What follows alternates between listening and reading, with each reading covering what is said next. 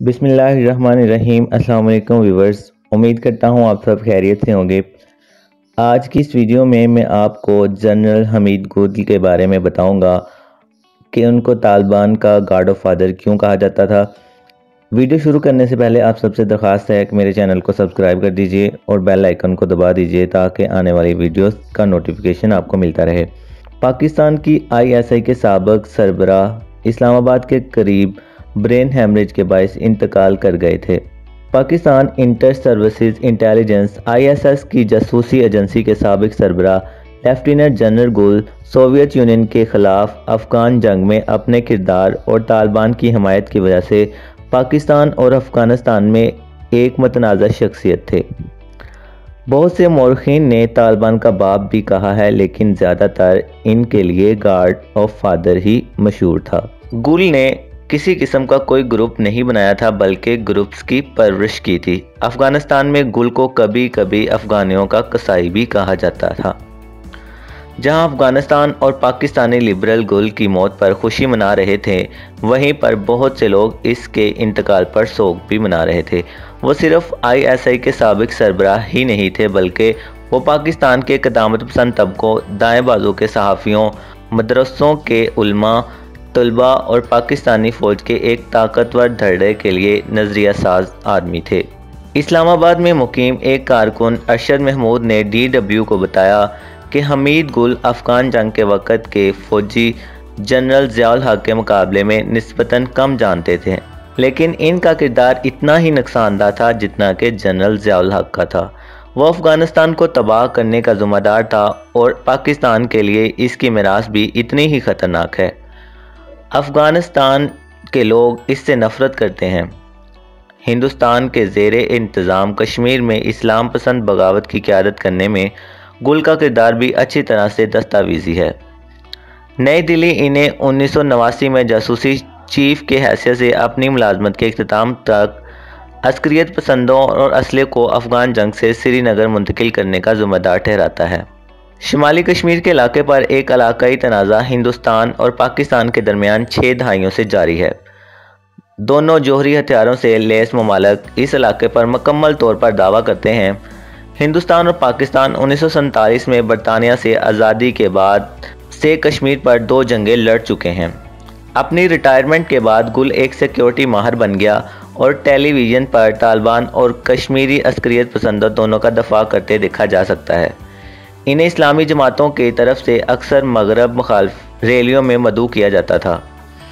बरतानिया में मुकीम इंसदाद दहशतगर्दी के माहिर गफ़ार हुसैन ने फेसबुक पर लिखा था, दुनिया में बहुत ज़्यादा अफरा तफरी और खून रेजी का ज़िम्मेदार एक शख्स जो कि इंतकाल कर गया, फिर भी पाकिस्तान को दहशतगर्दों की पनाहगाह में तब्दील करने में मदद करने की इसकी मीरास जिंदा रहेगी। गुल ने 1987 से 1989 तक ISI के सरबराह की हैसियत से खिदमत अंजाम दी, जब सोवियत यूनियन के खिलाफ अमरीकी हमायत याफ्ता अफगान जहाद अपने आखिरी मराहल में था। इस्लाम पसंद इसे एक अफगान जंगी हीरो के तौर पर सराहते हैं, जिसने मुजाहिदीन या मुकद्दस जंगजुओं को सोवियत यूनियन के खिलाफ तारीखी फतह दिलाई। अफगानिस्तान से सोवियत फ़ौजों के इनखला के बाद जहां अमेरिका ने अफगानिस्तान और पाकिस्तान से मुंह मोड़ लिया, गुल और इसी के ISI काबिल में पाकिस्तान दोस्त हुकूमत कायम करने के लिए काम करती रही। जैसे ही पाकिस्तान के पड़ोस में एक मोहल्ले खाना जंगी शुरू हुई, ISI ने भारत नवाज या रूस नवाज दड़ों के खिलाफ लड़ने के लिए मुतअद्दिद इस्लामी ग्रुपों की हमायत की। लंदन में एक पाकिस्तानी मुहक्किक और सहाफ़ी फ़ारूक सलहरिया ने DW को बताया कि गुल और ISI ने सोवियत अफवाज के जाने के बाद किसी अफ़गान हुकूमत को कामयाब नहीं होने दिया।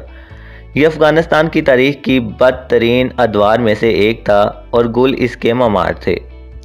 सलेरिया ने मज़ीद कहा कि हालात इस हद तक ख़राब हो चुके थे कि जब तालिबान एक ताकत के तौर पर उभरे तो ज़्यादातर अफ़गानों के पास इनका इस्तकबाल करने के सिवा कोई चारा नहीं था। ताहम सलेरिया ने कहा कि गुल तालिबान के बानी नहीं थे। गुल साबिक सदूर डॉक्टर नजीबुल्लाह और बुरहानुद्दीन रुबानी के खिलाफ जंगजू सरदार गुलबुद्दीन हिकमत यार की हमायत कर रहा था। इसने तभी तालिबान की पुष्ट पनाही शुरू की। वो एक तहरीक के तौर पर मजबूत हुए। इन्होंने मजीद कहा कि ये साबिक सिविलियन वजीर आजम बेनजीर भुट्टो, इनके वजीर दाखिला नसीरुल्लाह बाबर थे। جو तालिबान की तख्लीक के पीछे थे। गुल 1990 की दहाई के आखिर में पाकिस्तानी सियासत में सरगर्म हुए। जनरल परवेज मुशर्रफ ने 11 सितंबर 2001 को वर्ल्ड ट्रेड सेंटर और पेंटागन पर दहशतगर्दाना हमलों के बाद काबुल में तालिबान हुकूमत को गिराने की अमरीकी कोशिशों का साथ देने का फैसला करने के बाद अपने साबका अदारे के साथ इनके ताल्लुकात ख़राब हो गए। स्लेरिया ने कहा, तालिबान के ख़िलाफ़ अमेरिका के साथ पाकिस्तान के इत्तेहाद ने बहुत से साबिक़ फ़ौजी जनरलों को नाराज़ किया जिन्होंने इस्लाम पसंदों की हमायत की थी। फ़ौज के अंदर ये तकसीम अब भी बरकरार है, जबकि कुछ फ़ौजी जनरलों का ख्याल है कि मगरब के साथ डबल गेम, कुछ तालिबान को मारना और कुछ को बचाना है। गुल जैसे लोग चाहते थे कि इस्लामाबाद दिल से इस्लाम पसंदों की हमायत करे।